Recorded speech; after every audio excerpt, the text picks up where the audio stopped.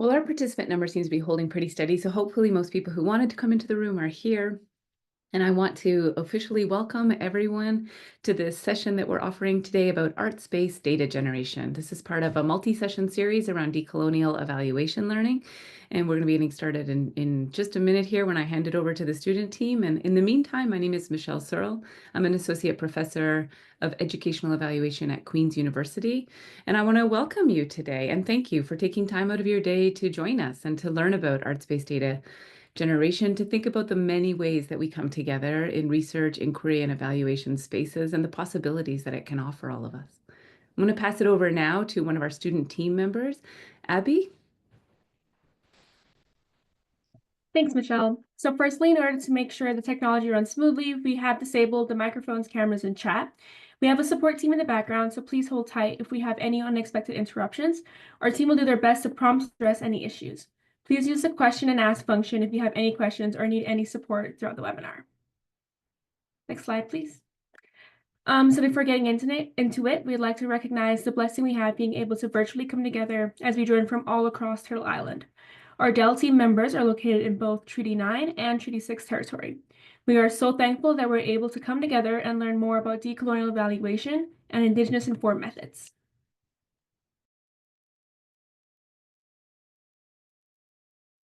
For our second last webinar, I'm so excited to introduce Dr. Lana Whiskeyjack, a Saddle Lake Cree Nation visual storyteller, multidisciplinary artist, scholar, author, and public speaker who also serves as an associate professor at the University of Alberta's Department of Women's and Gender Studies. To the right of her image, you can see two examples of her paintings, both showing, in my opinion, how effective art can be as a communicator, especially when it comes to emotionally charged topics.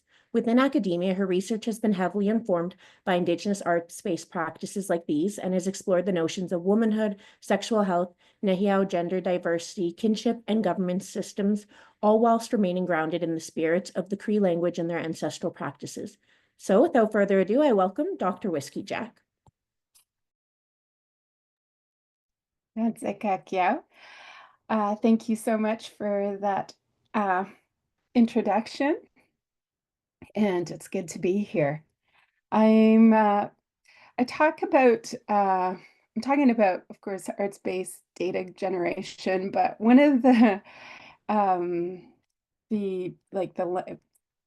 challenges with English language is sometimes it just doesn't convey the spirit that is embedded in Cree languages. So I titled this presentation Arts-Based Story Co-Creation, and I'll share a little bit of why. So next slide. One of the really important, when you're working in Indigenous ways of knowing and being, it's really important to self-locate and introduce your relations. So as mentioned, Lana Whiskeyjack Nêhiyaw Sononex Goponik Otsinia Gwa Etoscano Tapas Nêhiyaw.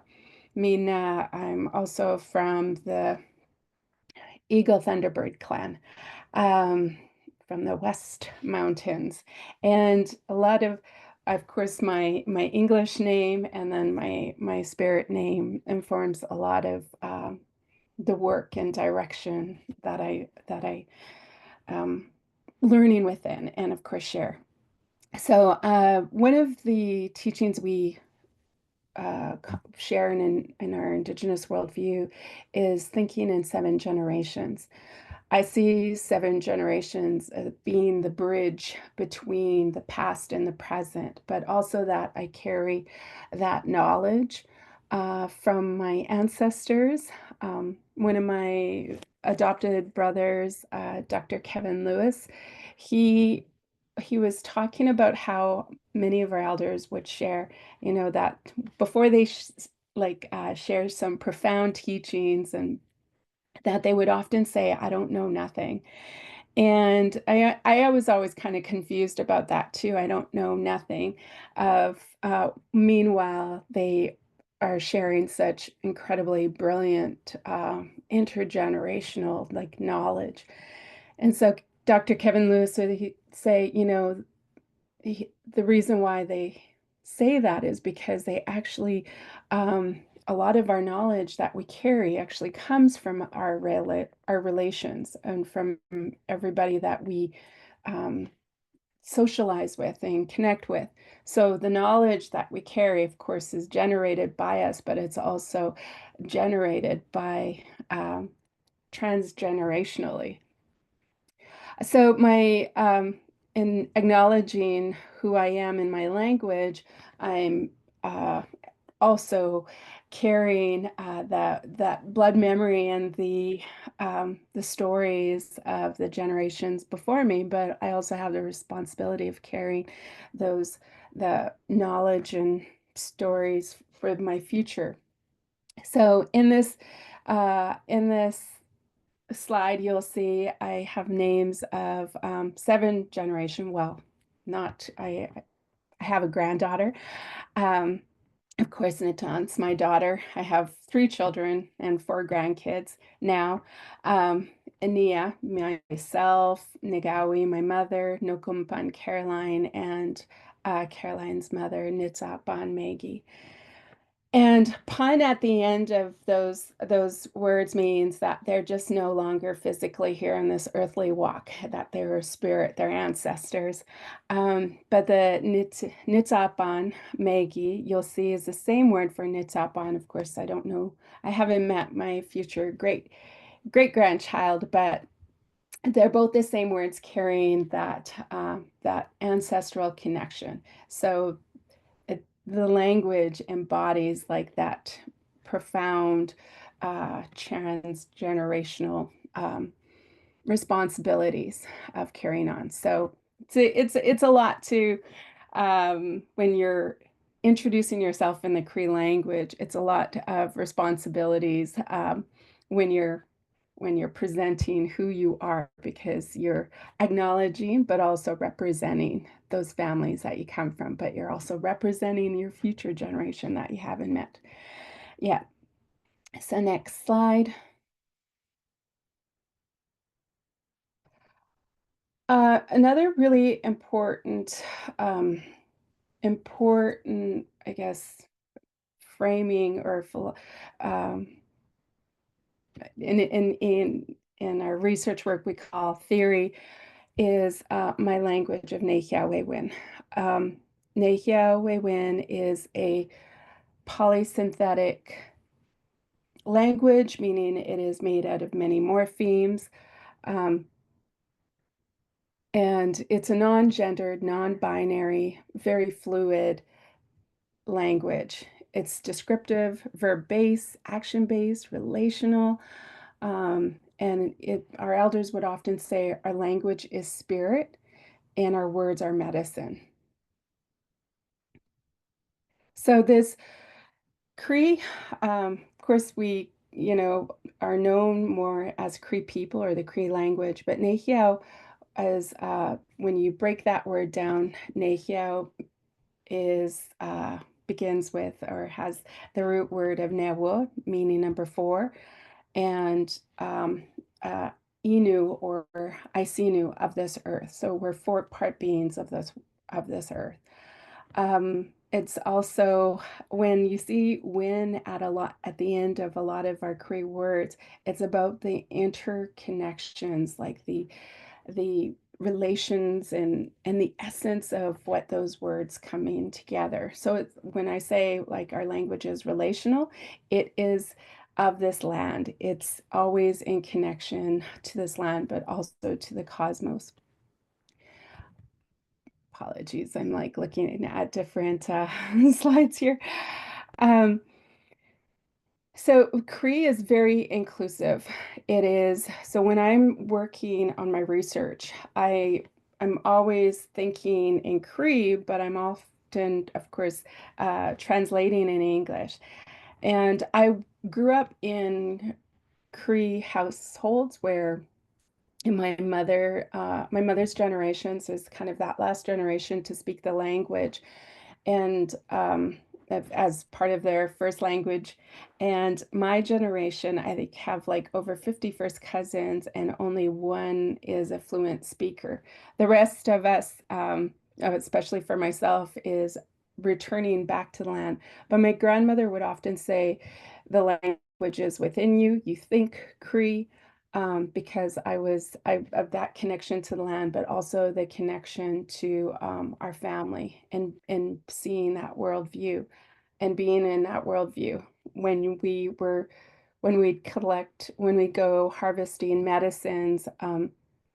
Oftentimes, my grandmother would be singing songs, and it would just, even that vocalization, the tone of those songs would be a way of reminding me and teaching me about the importance of singing to the land, as a gift to as a protocol, in a sense, an offering to the land.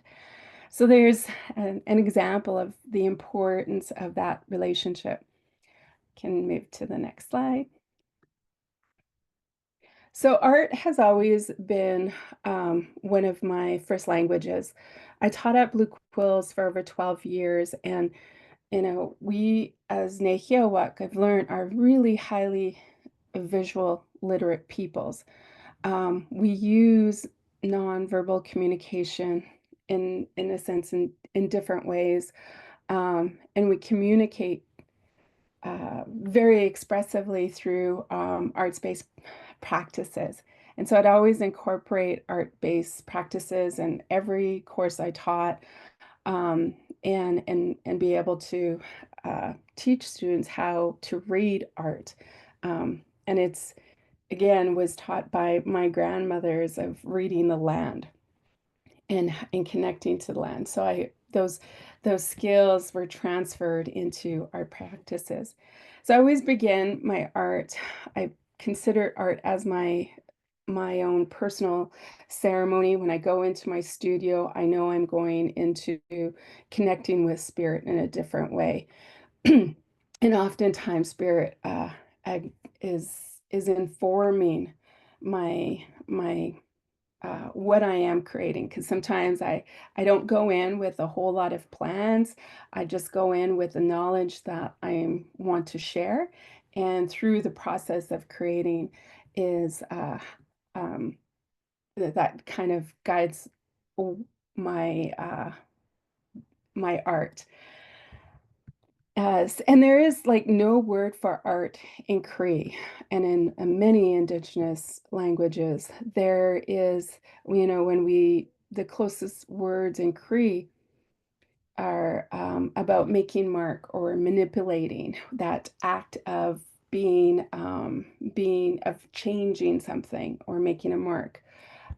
Or the other one is to beautify.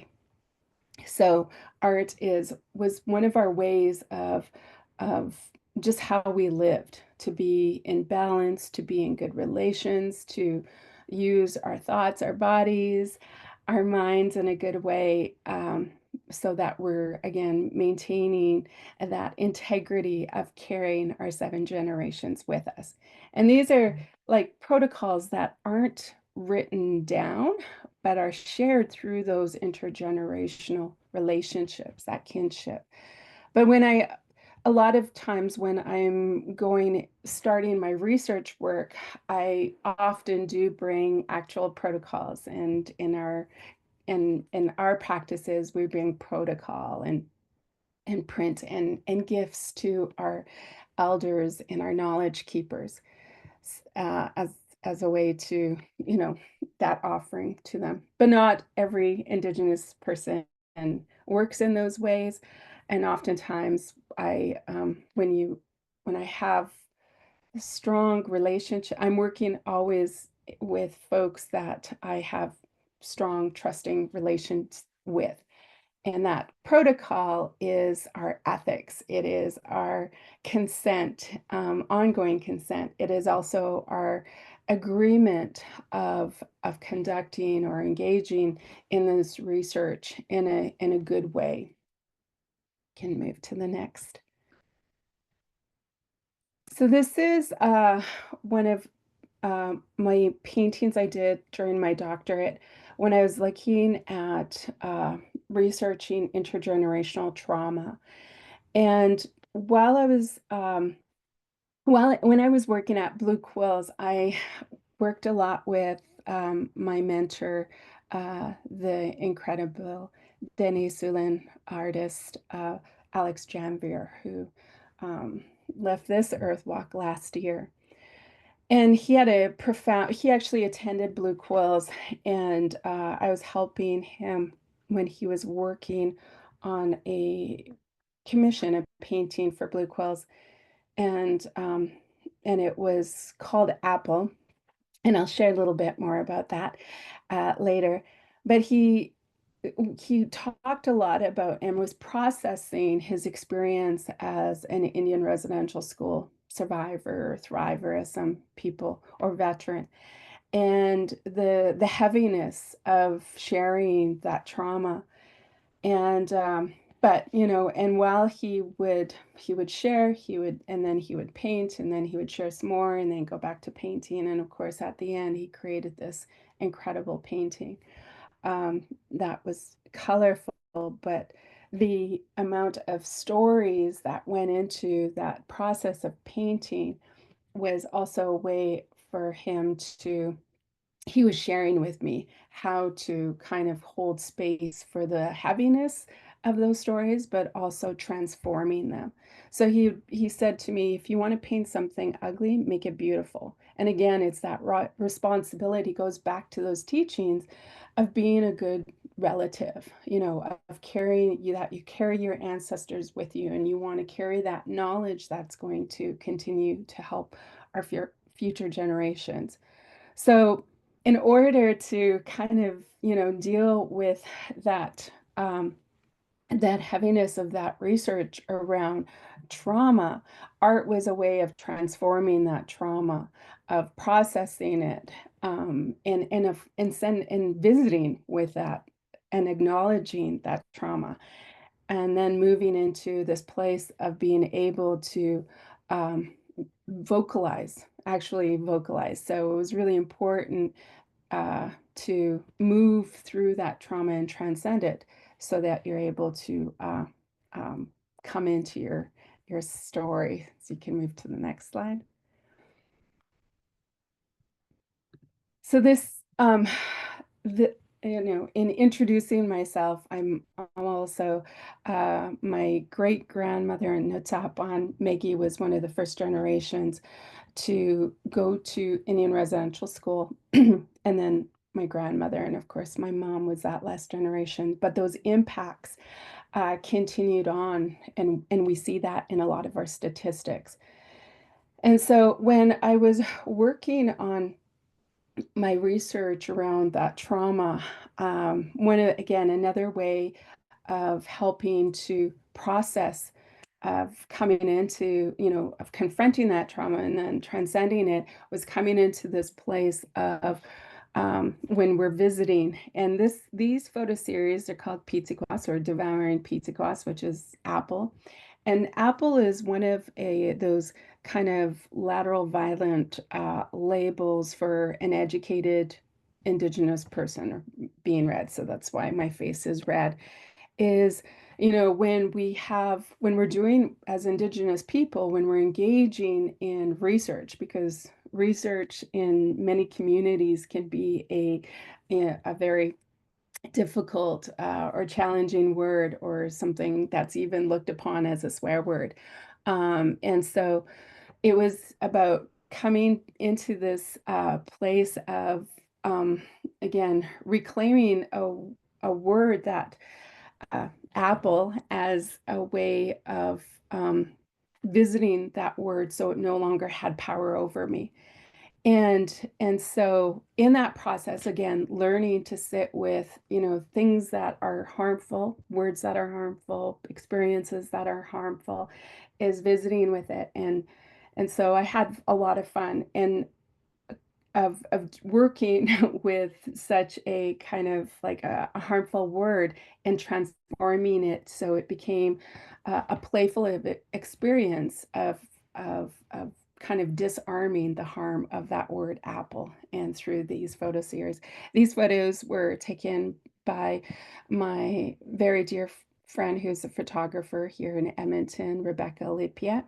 we actually would go on these trips to, again, have these art girl best friend trips and work on, confronting some really difficult things that we experience even as women and going through changes in our life. So you can move to the next photo. So this is when you're coming into your own voice, like that importance of self-location, of knowing who you are, where you come from, and then coming into expressing who you are. So art was one of those ways of where I was, able to talk about things that nobody else was talking, or experiences or topics that were often silenced and just were not talked about in our families because of the heaviness. And so when I created my first digital story based on that, on my theory around the trauma we carry in our wombs and looking at my family history, and then I shared that, and you can see a lot of my digital stories in my YouTube channel, Lana Whiskeyjack. And so there was I working on a project around beauty. So once I was doing a lot of the research around intergenerational trauma, I wanted to change that to work like again transforming that. I visit with that trauma now. It was, how do we transform it, and what are the stories that I want to pass on, to my new sim, or one day my great grandchild, of what would help them again being better humans. So I did research work on Indigenous beauty and talking with over 18 different Indigenous women and some men, and asking them, when are they in their element in beauty? What is Indigenous beauty? And so we were went on a retreat, a little beauty retreat, and this is my auntie who went to residential school, and she's like, I can't even talk about beauty without first talking about what I went through in that school. And even though I assumed that, or thought that, if I talk about Indigenous beauty, I wouldn't have to deal with um, continuing those conversations around trauma. But because of my own processing and the work that I shared, because of course a lot of my community members would see my work. My auntie asked me if I can capture her as her child self in the Indian residential school. So she got the wig, that of how they used to cut children's hair. She wanted me to paint her face red because she was said like that's what the Canadian government and those Indian residential schools, the nuns, were trying to make her as red on the outside and white in the inside. So and so this, when you're coming into your voice and learning how to carry your own story, then, community sees that. And so Auntie wanted um, to again, because she saw that, she wanted to embody that and visit with that. And it was an incredible, important teaching of, here I am behind the camera and I'm seeing this beautiful relative of mine who's a strong matriarch, baby, and honor that little girl in her who was so harmed within those schools. So I work in that speed of trust, of moving at the speed of trust, as one of my research collaborators, Dr. Dion Gesink, and I have often talk about, like, we can't rush through that. And oftentimes, of course, in research funding, you have certain timelines. Sometimes those timelines don't work if you don't even have the trust of the community to share with you. And of course, I have truth, kindness, sharing, and courage. And these are actually our natural laws. and they're represented of the land. So truth is represented as the tree. In the law of truth is represented in our tree. Kindness is represented in our grass. Sharing is represented through our bison, because they gave everything we needed, we got from bison, from food, clothing, shelter, they provided. And so they represent that law of sharing. And then courage. And so oftentimes in my research work, I don't, when you're working at the speed of trust, you want to create safety, but safety, you can never guarantee that, because you never know what is going to activate someone's, what it could be a Cree word, it could be a smell, it could be, someone sharing their own story and trigger or activate another person.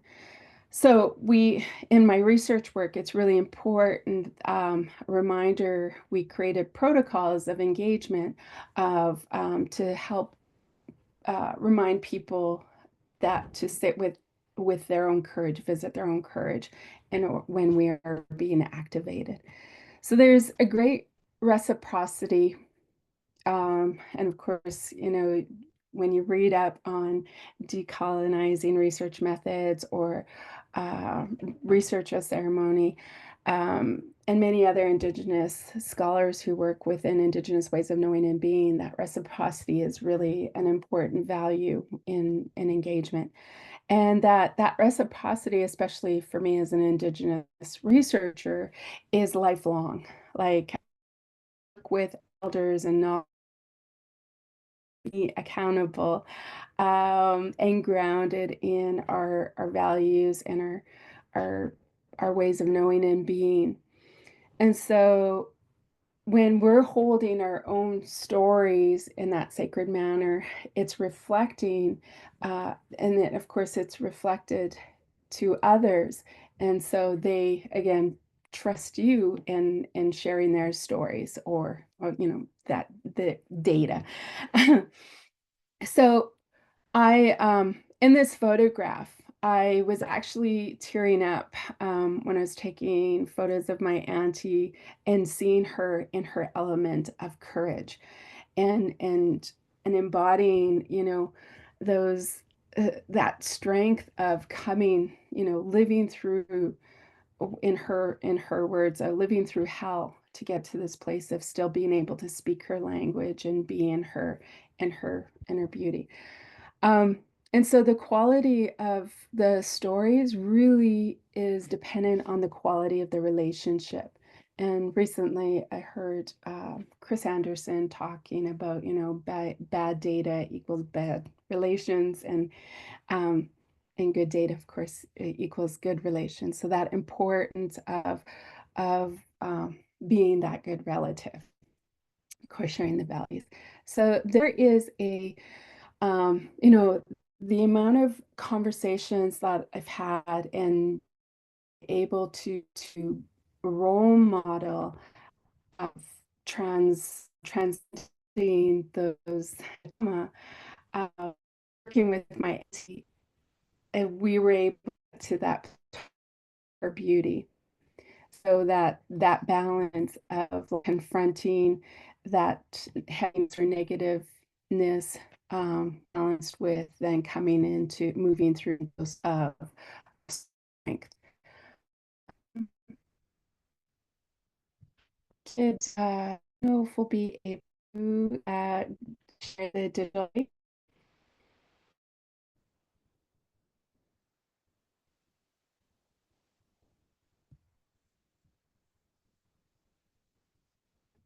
Uh-oh, is it my network? Sorry.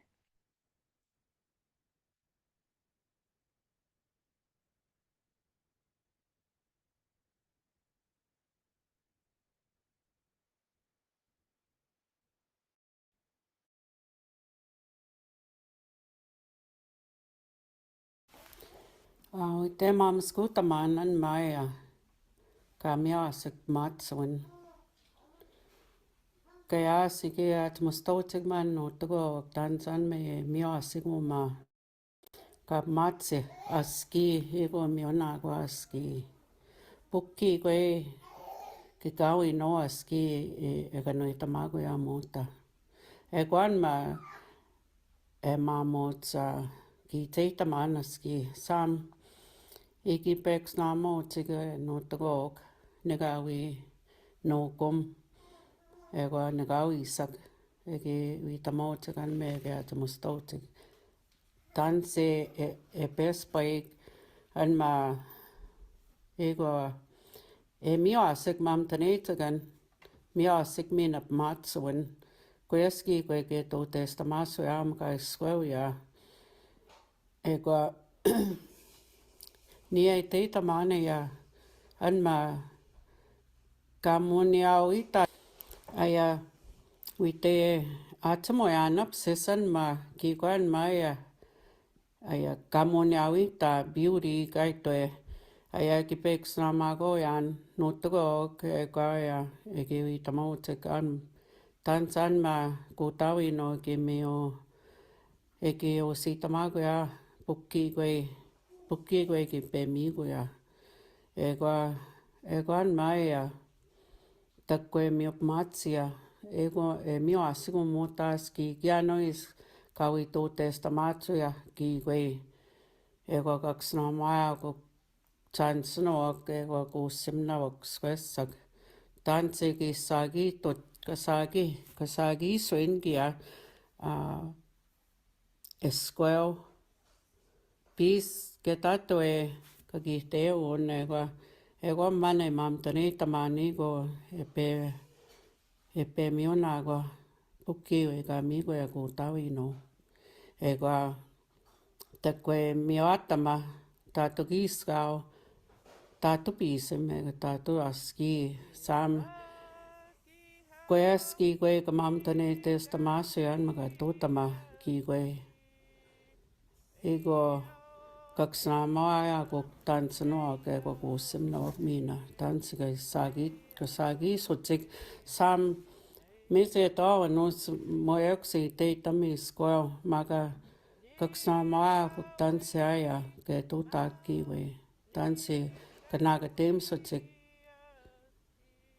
mamtani tkan wow ego o ya wow ego ote kitemi na kwes mamtanika kapik squata taisino kweski kwe katmoin moye na spatski we ka kama mam skotaman ma kwes kapik squata taisino kwan mo tsuta ego ya gistano ego mi nae nipi hegi migo ya gutawino ego escuteo ego mina aski ego miteki kwe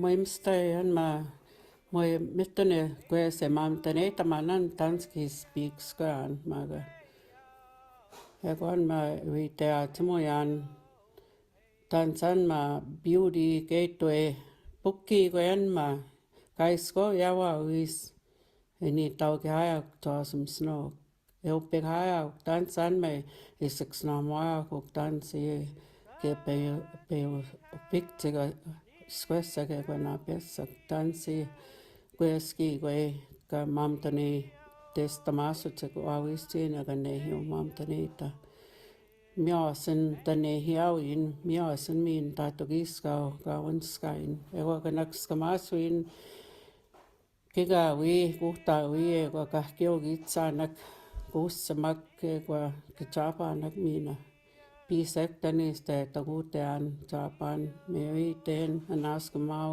kutawi no ego eksewatsetan ma eotsapataman eksamanegi to negawi miaskan mago simin maga aiwa kutapanin ektan me kitehun mamtanitsakan ektan me eksewatsin ekwan me migo ya kutawi no ekwan maya beauty kaite miasik katawasik matsuan hai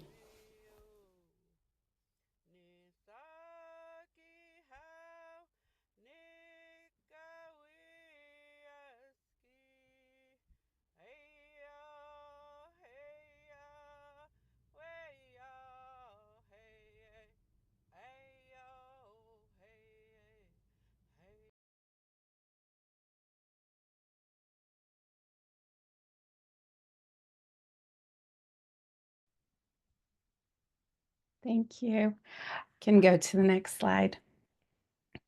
So that the when we were when I am working with our community, I always want to make sure that any resources I make is going to be accessible to community, and that they're hearing the language, especially when we're losing so many of our Cree speakers, and our language. So it was really important for my little mother, my auntie, to share her story in the language. So one day her great great grandchildren would be able to see. So that importance of passing on that knowledge in a good way. And so when we speak the language, we're activating and connecting that spirit. And of course, it's kind of like that basis for spirit first data generation, even though data is an English word that doesn't carry a whole lot of spirit in it. This image here is from my 13 Moon series and the exploration of not only just womanhood, but gender diversity. And this is again, you could see the the animation of these series on the YouTube channel. Can go to the next one.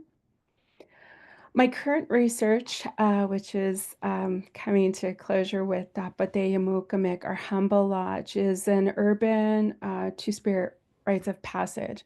And we had a series of teachings, especially when it started in 2020, when we moved everything online.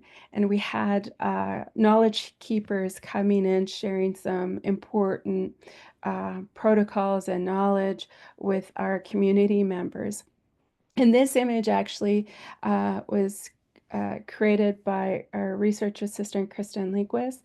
And it's the teachings around our 8 genders that was shared by my auntie and uncle, Jerry and Joanne Saddleback. And of course, there's no words to it, but those who were in attendance and were there for the teachings would be able to look at this image and understand what this image means. And so, and coming in that, in part of art, the not only of conveying and sharing knowledge, but it also is another way of actually protecting knowledge. And so this is, when we're looking at wanting to share and remind folks of the teachings, we did it through a series of these collage image done by Kristen Linguist. And really with that work around our rites of passage, not only and it's again, like rites of passage is lifelong. It's an important, to build your skills and knowledge of coming into your voice and sharing that. And in order to even share that, you yourself as a researcher or academic or educator have to also be masters of your own self, that self-determination, to be able to pass on that knowledge. So elders carry that knowledge, of course, because they work to that through their rites of passage, and carrying and embodying those laws that I shared earlier. But it's also our kin, passing on that knowledge comes with, again, a lot of responsibility. So we want to make sure that, we are helping to protect and preserve our ancestral knowledge and making it accessible. So a lot of, like, even the digital stories will share teachings, but we'll do so in a way that hopefully sparks curiosity to learn more, so that folks can go and make their own protocol offerings to learn. And so this was a really important part of our learning experiences as researchers, is how do we carry Indigenous knowledge in a way that's not going to be exploitative or that is going to be commodified. And so art is that important practice of being able to, stewarding at that knowledge. and sharing it in a way that is not going to harm folks or harm misuse of that knowledge. Can go to the next one. So this photo is of when I was finishing my doctorate, and it's my granddaughter and then my Nêhiyaw sis Alcina, the one who was in the red face. And again, it reflects that importance of when we are carrying this photo reflects that when we are carrying that knowledge, who are we carrying that knowledge for, and how are we carrying it, and making sure that it's passed in the way that it was intended, of helping our kin be good human beings and good relatives. So thank you for. I'm glad my internet's working now, but thank you. And I'm open for discussion or questions. Thank you so much. All right, does anyone have any questions? You can use the question and answer section here just to pop them in.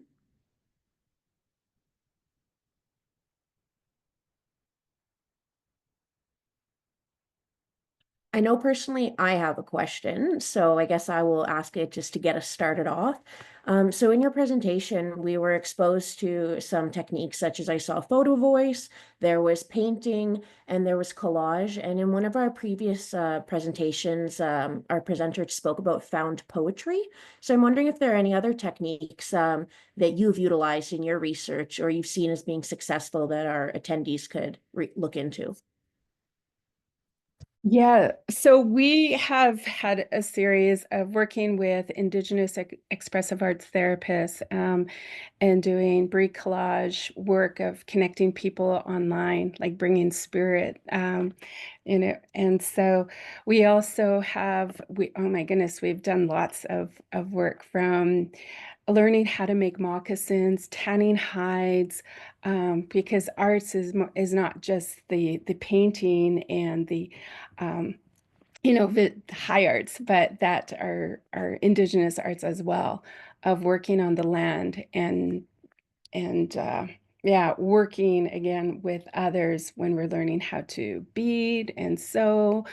And our last one, we actually were able to get folks to work with digital stories in creating. And so hopefully very soon we'll have a series of digital stories of, again, reflecting the research work we've done in community. So community members can create their own resources to share. Well, and thank you. My colleague was wondering if you're able to share more about bricolage. Bricolage? Yes, so this was done by Dr. Fiery Jean Gravlin. And she had this bowl, this wooden bowl, filled with earth or sand, and she would have different elements like feathers, shells, rocks, different medicines. And so folks when we were all working on like Zoom gatherings, she would ask people how they were feeling or where they were at, and which element that they want, whether they felt like a rock or they felt like a sweetgrass. And she would ask in that like that bowl of earth, or would represent that kind of cosmos of it with different directions. And so people would say, I want to be in this direction. And of course, she would give teachings about those different medicines and directions. So it was a really interesting way of engaging people to being together, but also using like those different elements. So yeah, look at Fiery Jean Gravlin for to learn more about her really incredible work as an Indigenous expressive arts therapist. Thank you so much. We have a question here from Debbie. She says, thank you for your presentation. Our work is with adult Indigenous learners who participate in increasing their literacy, math, and digital skills so they're not left out of participating in colonized systems and they can access the benefits and supports. She's wondering, how can we incorporate art to collect thoughts or feedback on their classes, as it is mandatory for our agency to collect evaluation data? I mean, again, depending, just listed off some different art practices, and having people have conversations of sharing their art is a really good way of just, and of course we use circle dialogue. So when people are creating art or sharing, they and of course can ask questions or even reading that art as well. And again, this is something that is a skill to build upon, of how to read images, especially cultural images. So when people are able to use, like, for example, their moccasins, and for someone who's never, we've had folks who have never beaded or created any of those traditional arts.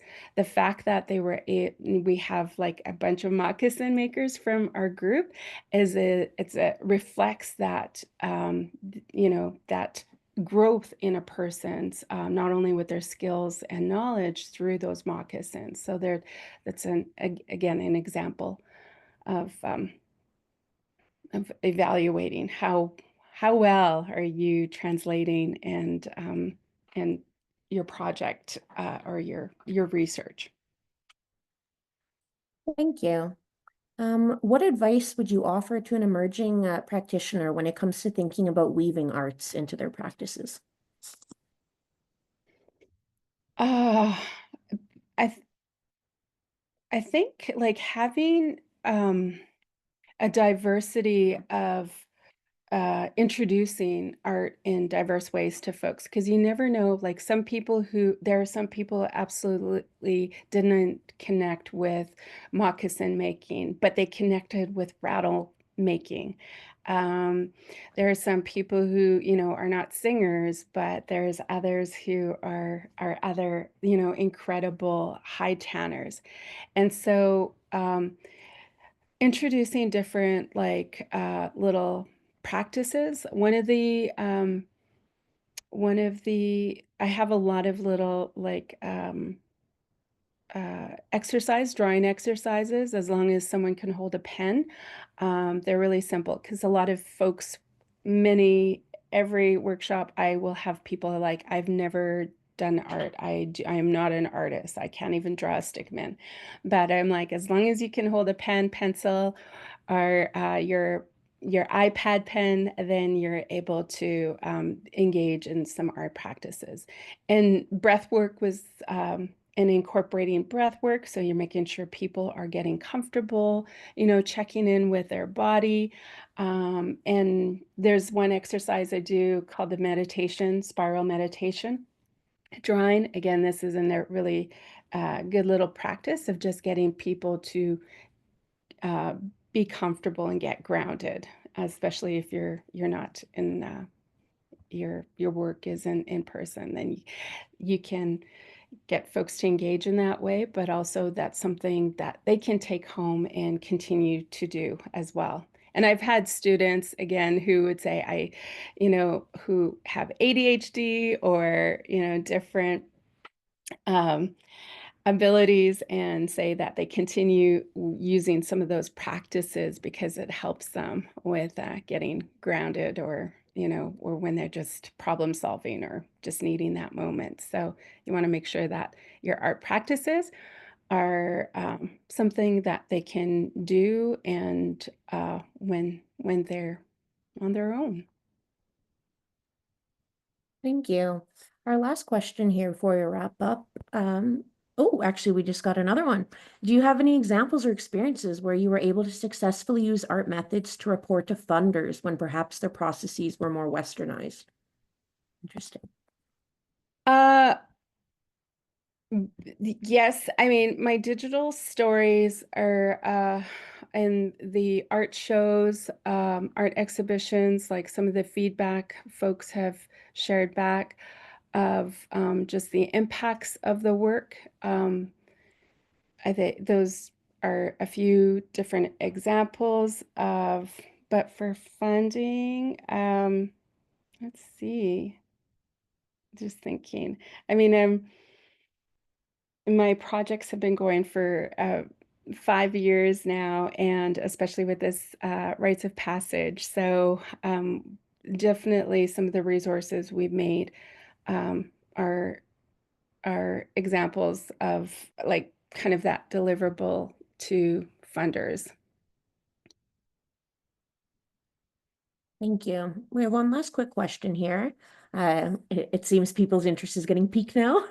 So they say they were very struck by the framing of bad data as bad relations and good data as good relations. So they're wondering if you could speak a little bit more about that. Well, and again, it depends on what we mean by bad and good. I think another way of saying it as well is harmful data. There's been a lot of deficit-based research on Indigenous people. Like even 25 years ago when I was in university and I was researching ancestral birthing practices or ancestral parenting practices, the only two research articles I could find were on FASD and drug use during pregnancy. And it was really devastating that that was, the only work I could find at that time. Of course, came a long way now. There's a lot of research. So in Indigenous communities, like how is that kind of research going to benefit them, right? And to me, that good and supportive research is going to make sure to support and carry on knowledge that's going to help folks, especially of connecting them to culture, connecting them to language, is part of those best practices of good research or beneficial or supportive research. Awesome. Thank you so much. I think we have time for this last question here, so I'll pop it in quick. My colleague's wondering if you could just speak quickly about your experiences with and representing and mobilizing arts research and any successes or challenges you have faced. Good question. Some of the challenges with art-based practices is definitely having not being able to understand some of the stories through art, and but at the same time, that's sometimes also a good thing. One of the challenges I've had when engaging in art practices has been when folks want to engage in art, but then realize that they're not ready to engage in the story. And I've had to actually destroy some artwork based on people just not being ready to share publicly, right? Like if I'm doing a portrait of someone, then and they're not ready to kind of, as an artist, of course, I want to share the art. And then even with my very first digital story of looking at, carrying trauma in her womb, I've had to deal with a lot of lateral violence. So when you're coming into your own voice as a scholar, researcher, and you're starting to publicly share, these stories, like some of the challenges we have is like the lateral violence of folks saying, you can't share that. You can't share your own story or that, and so but the benefits of that is because we're starting to speak more openly about teachings without hiding them, is that we're also creating some transformative experiences and learning for people. And folks another incredible benefit about arts-based practices is folks who haven't come into their voice, right? Who haven't had the language to share, are able to share and express themselves, non-verbally through art. And so we're able to at least come into our stories in a different way that honors the kind of that spirit of who you are. And art definitely was my first language, and it continues to be a language that is helping me come into my voice, and it informs my actual stories. Beautiful. Well, it's 1 o'clock now, at least in Edmonton. So with that, we'll wrap this up.